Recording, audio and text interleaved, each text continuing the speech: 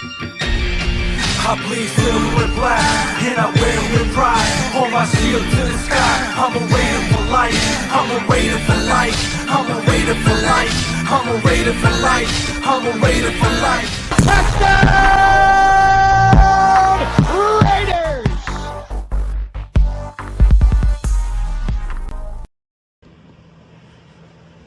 Good morning, Raider Nation! It's your boy Mikey Raider coming to you after a good night's sleep. After that, well, last week I was from the toilet bowl giving you a video because I felt that week was so bad that we barely won. And yes, it's all about just win, baby. But when you look that bad and you get a W, you kind of feel bad. You're like, did we deserve it? Well, that question that I had last week versus the Broncos was answered this week. Did we deserve the W last week?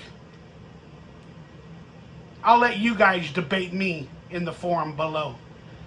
All right.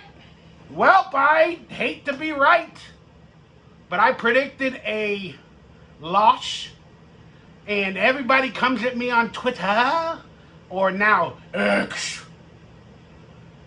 that I'm not a Raider fan. How could I predict against the Raiders? How can I live in reality when they're living in a fantasy? Well, I am a jaded Raider. I am a salty Raider, but I am a Raider. I'm like Sunjoku, which is one of my recently favorite video makers for the Raiders, and he curses and he says the truth. He's like, how do you expect us to be good when we're living in a clown show? And I just appreciate the reality. Yes, I want to go back to the Matrix in 2010, 2011, 2012, 2013, 2014, 2015, 2016, 2017, when I was a diehard living in a fantasy Raider fan. But the cold hard reality of the NFL, trademarks, copyright, being sued by my official team, the changing of coaches, the realization and the reality of the truth hit me like a ton of bricks, and I can't go back. Then reality kept hitting me last year, and I can't go back. Or can we? We're going to go through the game analysis, the game review from my perspectives, plus I'm going to give you, in my opinion, some unknown storylines that the Raiders or the fans or the media is not actually talking about and should, because everything's propaganda and they have to sell you something, and it's never the truth. Hey, real quick, should we replace I don't know what Jimmy G's number is. He number 10 with number 4? That's a thought that crossed a lot of people's mind. And I'm not talking about the quarterback who can't be named, who I keep getting insults from, being told I should go be a fan of them. No, I'm a fan of the quarterback that shouldn't be named, and I hope the best for him, and he's probably going to go 2-0 tonight. But I'm talking about AOC. Should he be put in the game? If it continues like this, fans are going to be clamoring for it. All right. The Raiders lost to the Bills. I don't know what score it was. I think it was 38-10. It was a debacle. We came out in the game. First 4 or 5 plays, we looked like gangbusters. Without an injured Jacoby Myers who didn't play, Hunter Renfrow got the start. Hunter Renfrow was going to come up, be third in Renfrow like he always is. And we got a touchdown with Devontae Adams. And woohoo! Raiders take the lead, 7-0.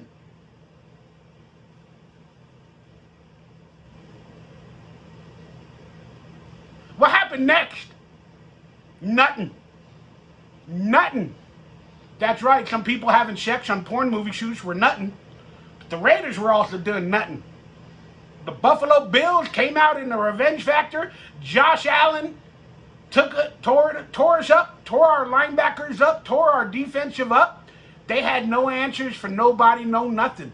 Max Crosby was on an island, not Shack Island, Lonely Island.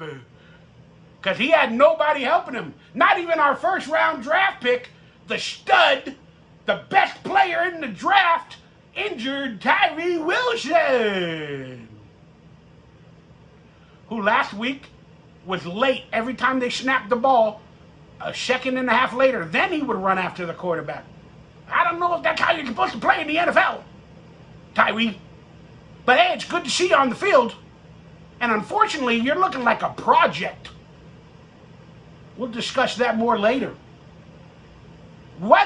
The Raiders on offense, man. What happened? Well, in continuation of rustiness, whether it be on the O-line or Josh Jacobs, they were dominating the line. We couldn't get any run plays off. And Josh Jacobs was hitting the backfield, but he's known for breaking tackles. He's the best tackle breaker in all the NFL. Well, you can't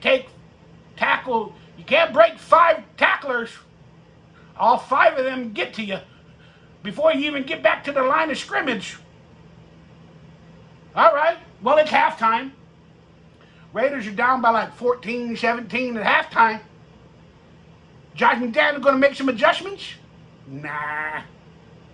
He loves his game plan. His ego sticks with his game plan. My game plan will work. I don't need to make no adjustments. My goodness, I'm Josh McDaniels. I'm from the Patriot way. I don't need to make no adjustments. You crazy. Well, we came out. I don't even know if we scored in the second half. Maybe a field goal with Daniel Carlson. I don't know. I was underneath alcohol consumption because the game looked so bad that I realized this might be a reliving of the Super Bowl in 2002, where they had the game plan and they knew the playbook. Long story short, we got our butts handed to us. And Jimmy G, I don't know how many official interceptions he had. Might have been 2, might have been 3, but they were costly. And I was hoping his nickname would be Jimmy Touchdown or Jimmy TD. But now it's, especially in that game, it's Jimmy INT. So, yeah, there's that. Well, somebody on X or Twitter, when I posted about Jimmy INT, he said the last interception was Josh Jacobs' fault. The last interception was Josh Jacobs' fault, Mikey Raider. Well, I remember that play. It was actually working on my FireCube. There wasn't any buffering issues on that specific play.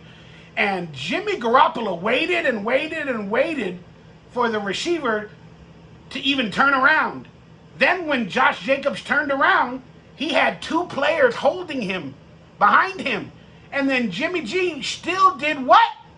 Threw the ball into a player that had basically 2 defenders on him. Yeah, maybe hit Josh Jacobs around the hands. But even if he caught it, it would have been 1 yard gain, 2 yard gain, 3 yard gain. But it was intercepted. Jimmy Garoppolo made some really bad decisions in that game. And the first one was to put on pads versus the Bills. Because he doesn't have any answer for that caliber of a defense. And that's what I mean by we looked so bad against the Broncos that we should have lost it. Now we hit a primetime team and everybody on X or Twitter is saying the Raiders are so much better than they were last year. They got much more talent. They got much more everything. We're going to be a much better team this year. I predict the Raiders are going to go 10-6 or 11-7 or 11-5 and whatever the numbers are. Y'all are fucking morons. You don't see reality. And again, I appreciate you, and it's good to be hopeful and faithful and excited, especially when that's what they're selling you. They're selling you excitement. But you don't have to buy it. You don't have to take their snake oil. It doesn't look good. It's too early to judge, Mikey. We're still 1-1. We're tied for first place in the division. Go fuck yourselves!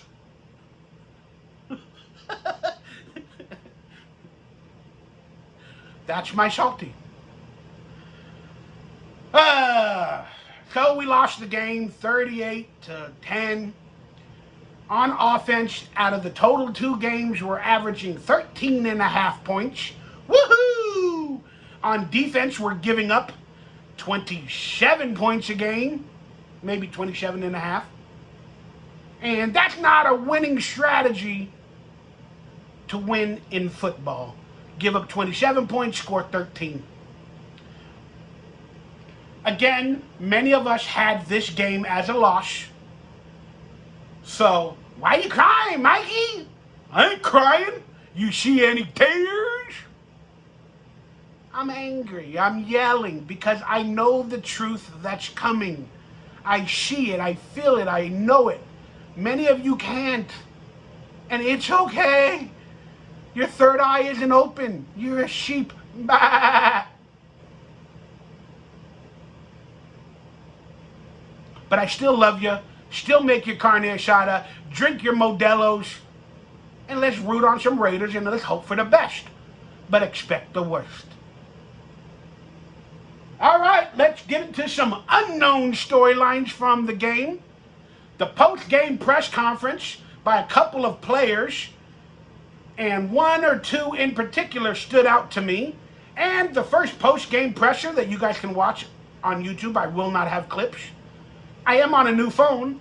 That's a blessing, and it appears to be working good. Thank you, Jesus. I needed help. But in the post-game press conference, Josh McDaniels kept saying, it's on me. I got to do better. I got to coach better. Blah, blah, blah. He didn't mention anything about adjustments. But Colton Miller did, the offensive lineman, in his final year before a new contract. In a post-game press conference, he said, and he said it about 12 times, what went wrong, Colton, they asked. And he said, well, they just, we need to make adjustments. And we need to make adjustments. And we need to do better. We need to do this. We need to, come back with whatever they're giving us and make adjustments. Was that subtle words at Josh McDaniels or the O-line coach for not doing adjustments to what they're showing you? I think so. But Colton Miller, he looked scared to say anything that he was told not to say in that press conference. Again, he speaks in tongues. We need to make adjustments. We need to play better. Or, like somebody is controlling him, or before the press enters the locker room, I have a feeling the coaches give the players a narrative and say, hey, only say this, don't say anything else, only say we need to play better, or this or that, or we'll do better next week, and take accountability yourself. I have a feeling that is being said to the players in the locker room, because you can't speak the truth. It appears nowadays in any form. Then Josh Jacobs spoke. He was upset, and he took accountability when it was an O-line problem. He was getting hit in the backfield. Was it a game plan, a scheme problem? Probably all of the above. Then we had Tyree Wilson in a press conference being asked questions. And he doesn't look big and bulky, in my opinion, but that doesn't matter. And he doesn't even sound like he understands football terminology just yet. Again, I don't expect him to be a prize speaker for the media, especially after a loss. But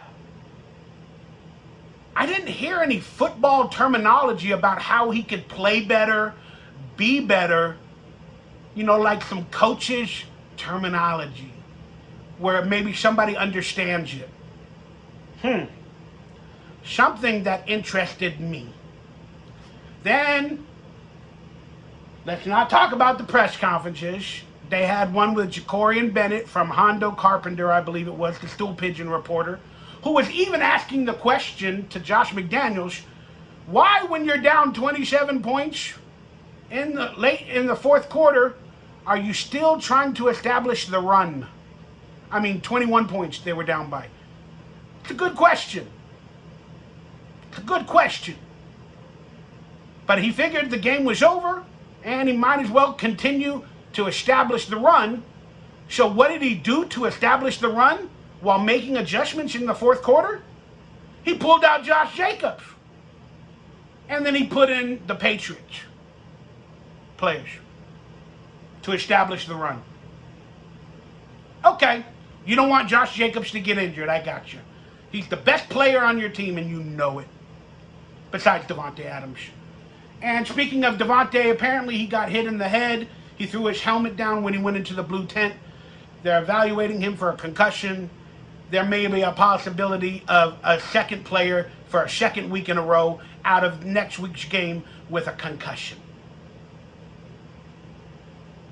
I don't know what's going on. Is there headhunting in the NFL? I don't know. But this is freaking me out, and I don't like the way the season is starting. All right, the next coaching or storyline that I don't think many people are talking about that I saw from my perspective is Coach Patrick Graham. Should have been fired 2 years ago, or not even been hired. But this year, and I don't know if he did it last week, but this week, he wasn't on the field coaching the team and the defensive scheme. He was up in the press box. Did he do that last week? I do not know. Maybe he decided to do it this entire season. He feels he can get a better advantage of seeing the whole field instead of being on the field with communicating with the guys while you're there, while you're in it. He feels the press box is good for him. So I wrote, I hope it helps. Yeah, it didn't. Maybe he only did it for the Buffalo Bills game because they got such a high-powered offense. It didn't work. It didn't work, Patrick. Everything you've done recently hasn't worked. And for all these young rookies and young players that we got on defense that we're supposed to be better in depth and getting better, I don't see it. I don't see it. And how are we going to go to Super Bowls and playoffs if we can't even consistently play good against good wide receivers? The truth is, who do the Buffalo Bills have that really, really we know that can beat every single person on the Raiders defense? It was Stephon Diggs. That's it. Stephon Diggs. Going into the game. Now we know it's every player on the Buffalo Bills offense that can beat every one of our players on the field. Except maybe Max Crosby. When he's not being quadruple teamed. That's right. He was triple teamed, and I saw 4 players on Max Crosby one time. One time. Me love you long time one time. All right. Josh Jacobs in the O-line. We spoke about that earlier. That's a storyline that is continuing.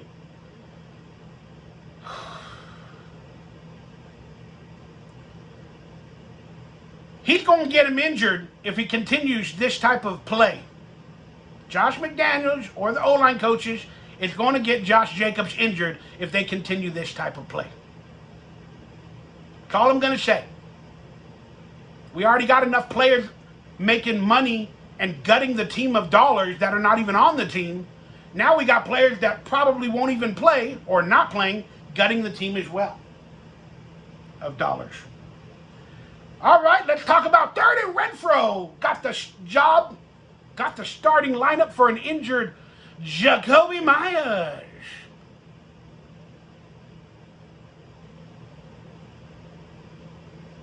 Is he on a milk carton somewhere?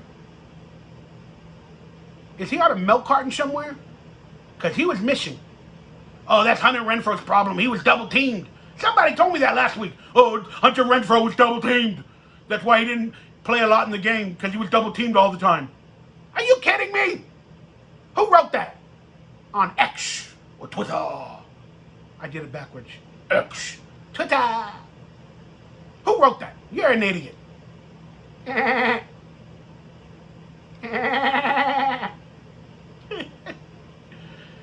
he was double teamed. Okay, yeah, that's right. They had Jacoby Myers. They didn't double team him. They had Devontae Adams. They didn't triple team him. But they decided for a player that's possibly going to be traded, they're going to double team Hunter Renfrow. No, he's not involved in the game plan. But you would think with an injured Jacoby Myers that our coaching staff would have brought in and built plays specifically for Hunter Renfrow, and he became the second wide receiver. The Raiders are running a lot of 2 wide receiver sets. Only 2 wide receivers, not 3. So they specifically replaced Jacoby Myers with Hunter Renfrow in the 2 wide receiver sets. And he became the starting wide receiver this week.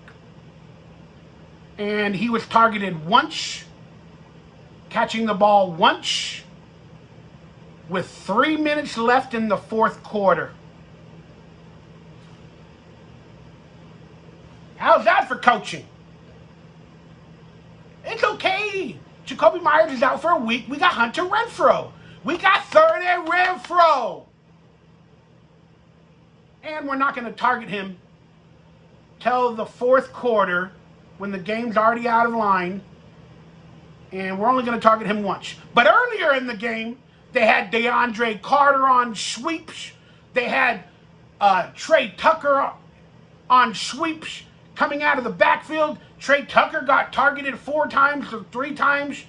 DeAndre Carter got targeted 3 or 4 times.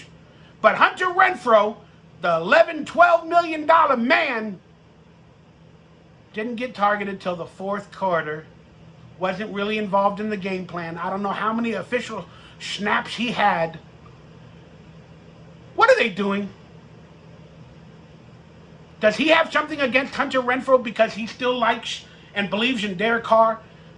Is Josh McDaniels punishing Hunter Renfrow? I don't understand this philosophy. If he's trying to make it look like Hunter Renfrow's the problem so he can bench him and then trade him like he did with Carr, I don't know. I don't know. You guys explain it to me. Well, now the excuses for the people that believe in McDaniels and everything he's trying to build is, well, Hunter Renfrow ain't that good. He hasn't never been the same since his injury. He hasn't been to a Pro Bowl since 2018. Okay. Well, David Carr spoke on Twitter, Twitter or X. And he's clamoring for Hunter Renfrow to hurry up and leave the Raiders. Interesting text I saw from Carr. Now let's speak about the cornerbacks.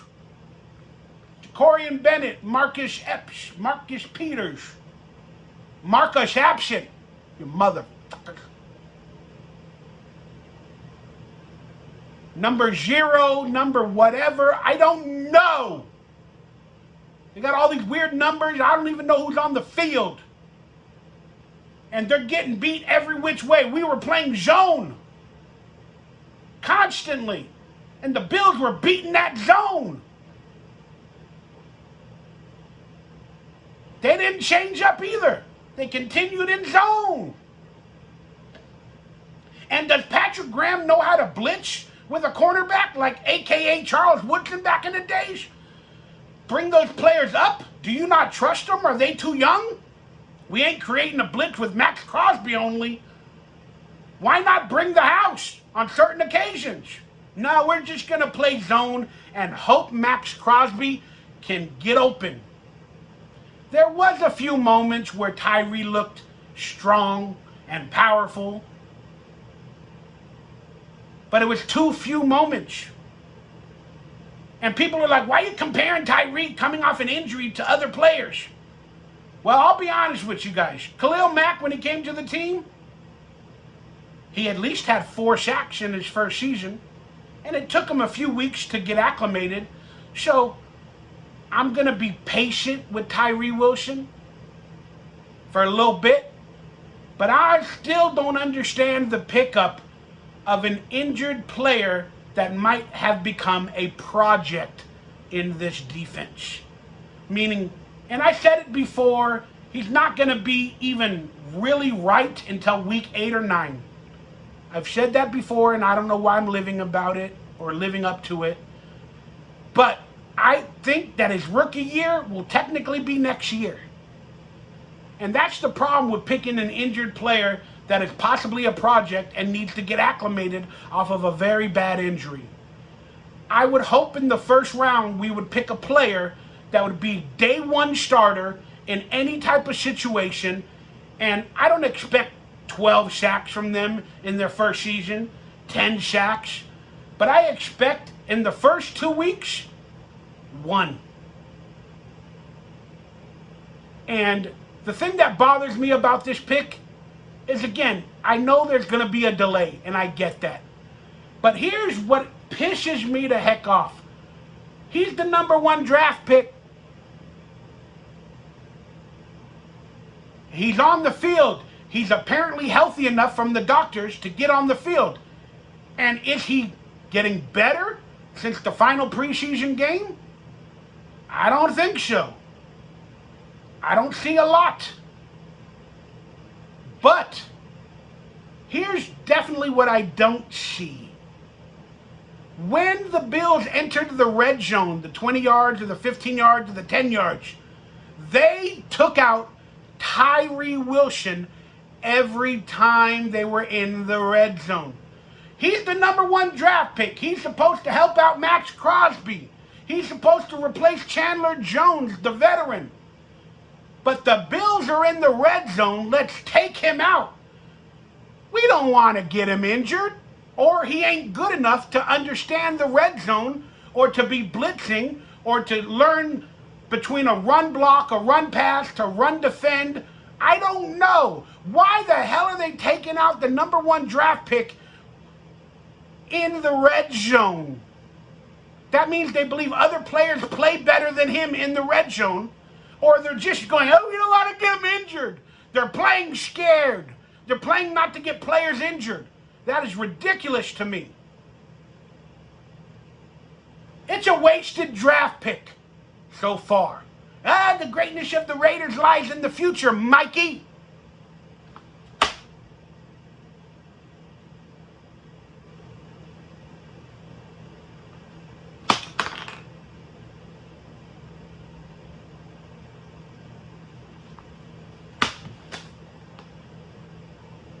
Nah! Buying that fucking propaganda. Then, last week, we all know the Chandler Jones situation where he said, we all know and did what he said. I don't need to go over every single thing. You guys can watch other channels for that. But the problems got worse during this week's game. But last week, he said he was going to expose Mark Davis or somebody if they didn't let him play. That's right. He was holding something against the coaching staff or the owner or the team to get back on the field, to make some money, and to play in a game. And he said, if I don't get to play in the game, I'm going to expose something. If they let me play, I won't let it out. If they don't let me play, I'm going to expose everybody. Well, I was waiting to see what happened. We lost the game. Then Chandler Jones tweeted out something very scary. And again, people can chalk it up to Chandler Jones is crazy, bipolar, he's lying, it's not truthful, whatever he's saying, don't believe it. I do not know. All I know is this situation is getting worse. Apparently, according to Chandler Jones, he said, I'm losing money. I'm watching my team lose. Well, it ain't your team technically because you don't want to be a part of it, or they're not letting you be a part of it. But then he said, while my goddaughter is being arrested, or M-O lested, or R-A-P-E. So he's technically accusing, and I think it's Mark D, or people in the organization, of doing that stuff with his goddaughter or stepdaughter, he called her as well, in another post. Again, it's all nonsense, but it's scary accusations. And here's the truth of it. We have to take it seriously. Again, any accusations from anybody, even if they're wilding out, we have to take it seriously for the protection of that person. So I hope the Raiders are on it, or the police, or whoever, and we can get to the bottom of this, okay? If this happened, people need to be arrested. It needs to come out, and all that other stuff. That being said, also, Chandler Jones used that information as leverage to get back on the field. If you let me play, I won't let it out. If you don't let me play, I'll expose everybody. He's using that accusations or allegations as a negotiating tool. Wow. Okay, that's my 2 cents for now. It's scary for sure in all ways. This is not getting better. This is getting worse for all parties involved. Now, that being said, and I'm not saying he's correct, but all the stuff that he was tweeting out or twittering out last time, where he said, where he showed DMs from him and Josh McDaniels, he wrote that I was scared. I had to talk out. I didn't mean no disrespect, but I had to say something. And I was afraid before, but now I'm not afraid. I don't know.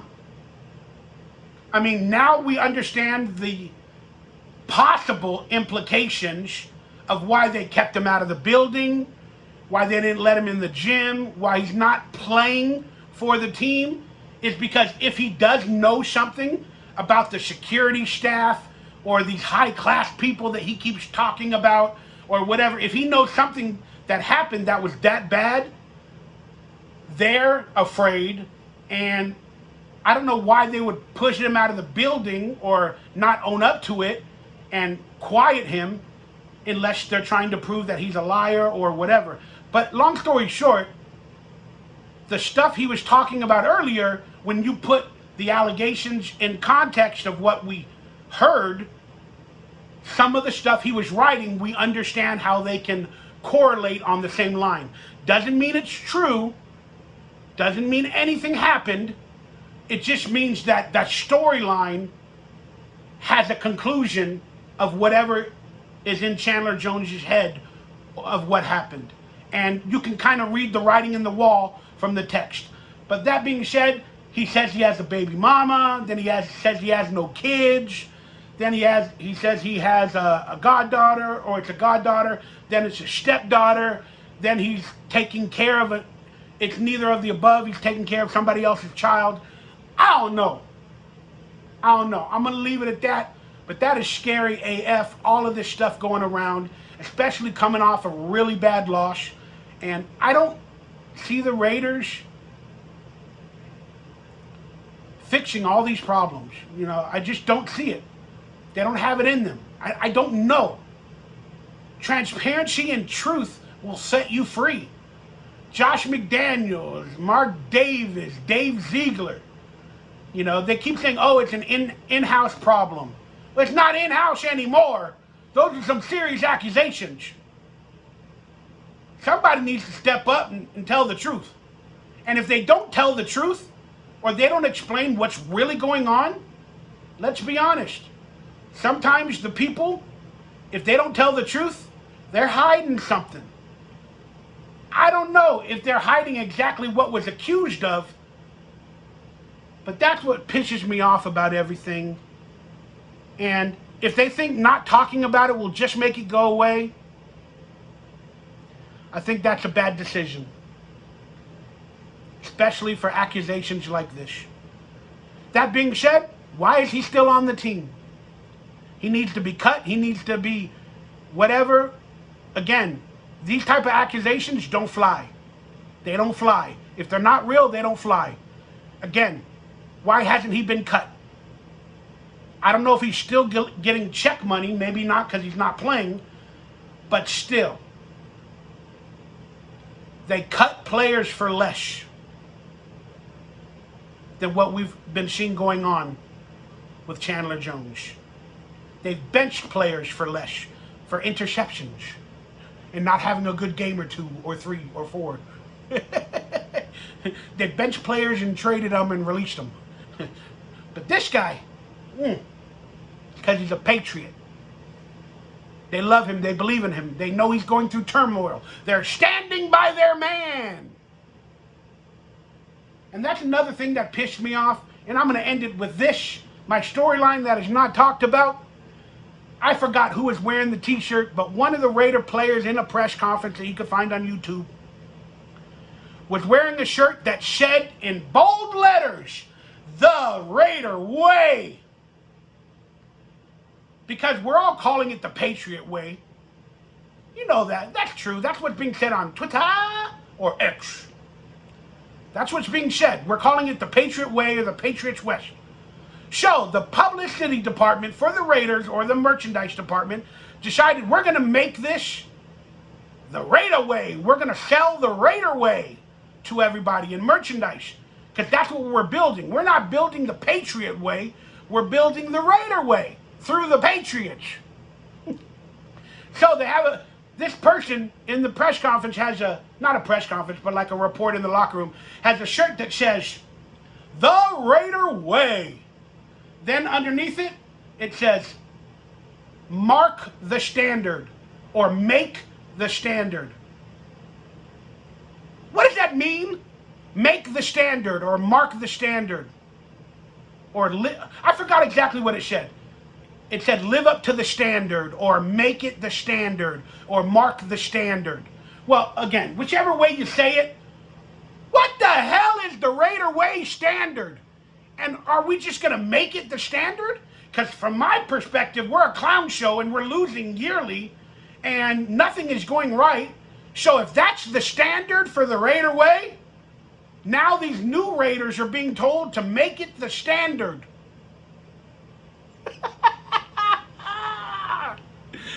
Mark it the standard. Make it the standard. The Raider Way. Don't make the Patriot Way the standard. The Raider Way. Make it the standard. Y'all are fools. Y'all are clueless. Y'all are dumb. Y'all are morons. There hasn't been a standard set. There has not been a standard set for the good part of 20 years. But it's specifically for this Raiders regime. There hasn't been a standard yet. But make it the standard. I'm Mikey Raider. I hope you guys enjoyed today's video. Please let me know any storylines, topics that I missed that you wanted to be discussed and talked about. Please chime in down below. Hit that thumbs up, that like, that subscribe button. Help your boy buy some tacos. I got a new iPhone, or a newer iPhone, and I'm hopefully going to be able to film some videos and do some little bit of editing and stuff like that in the coming days for a funner season, and maybe even go live on my phone while I watch the game. That being said, let me know your thoughts on the game. If you laughed at anything I said today, I hope you did, because we have to laugh today being a Raider fan, because mostly we're crying or yelling. I'm Mikey Raider. Thank you for tuning in. Stay happy, stay healthy, stay blessed. I love ya. And quick TLDR, lowdown rundown. Raiders face the Pittsburgh Steelers next week on Sunday night. And man, we always play the Steelers very well. and we're going home. We're going home. We're going home. Is it going to be a home game? People say it's not in Allegiant Stadium because the fans seem to travel better than the actual Raider fans with the losing product they give us on the field. But that being said, it is the Sunday night home opener. I think it'll have more Raider fans than Steeler fans, and I expect and I pray and I hope we have a much better performance than we did this past week.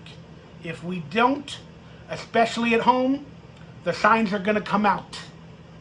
And then Mark Davis is going to kick people out for those signs. And then people are going to bring back their number 4 jerseys.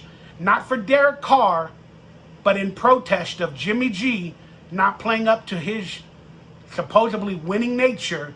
And they're going to be protesting for AOC to be the replacement.